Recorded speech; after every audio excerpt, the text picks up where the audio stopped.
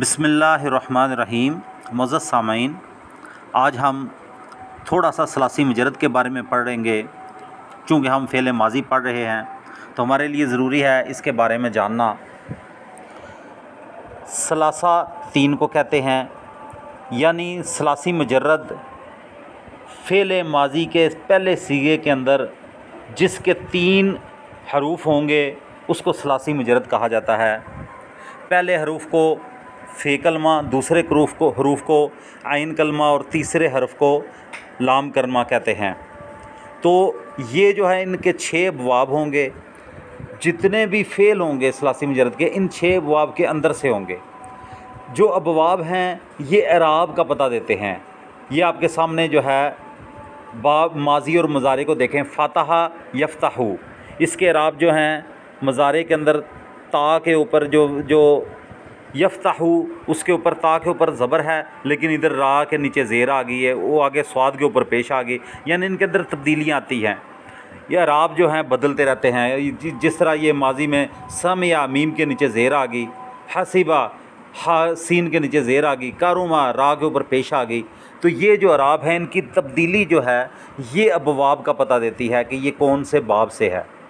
تو جتنی بھی تبدیلی ہوگی یہ 6 طرح کی ہوگی، یہ 6 ابواب کے اندر سے آئے گی۔ اور کسی نے ڈکشنری دیکھنی ہو، اس کا طریقہ کار یہ ہے کہ ماضی کا صیغہ سب سے پہلے روٹ دیکھیں گے۔ مثلا یفتح ہے، اس کے اندر یا تو مضارع کی علامت ہوگی اور فا تا ہا، یہ تین چیزیں بچی، تو یہ 3 اس کے روٹ ہو گئے، 3 اس کا جو ہے حرف ہو گئے، جو ہمیں بتاتے ہیں کہ یہ جو ہے یہ 3 حرف ہیں جو اس کا جو ہے روٹ ہے۔ اور اسی سے ہمیں ڈکشنری کے اندر جو ہے وہ 3 حروف ہم دیکھیں گے، ہمیں اس کے میننگ کا پتہ چلے گا۔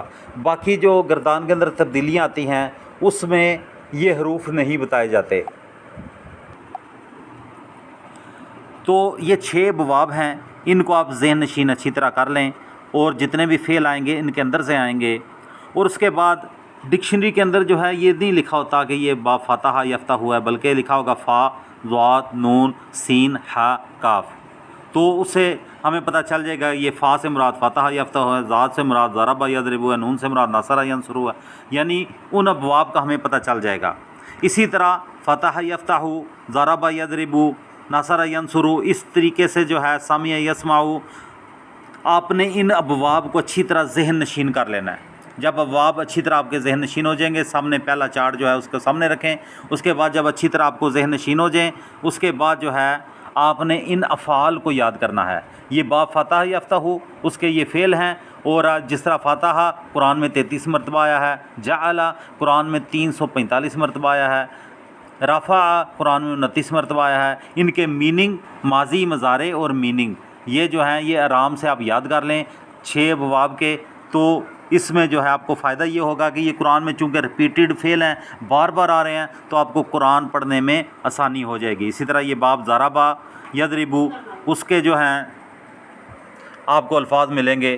اسی طرح باب نصر ینصر، اسی طرح سمع یسمع، یہ سارے ابواب جو ہیں یہ آپ کے سامنے ہیں، ان کو آپ نے اچھی طرح یاد کرنا ہے۔ جب یاد کر لیں گے تو آپ آسانی سے جو ہے قرآن مجید کے ترجمے سے واقف ہو سکیں گے۔ السلام علیکم ورحمۃ اللہ وبرکاتہ۔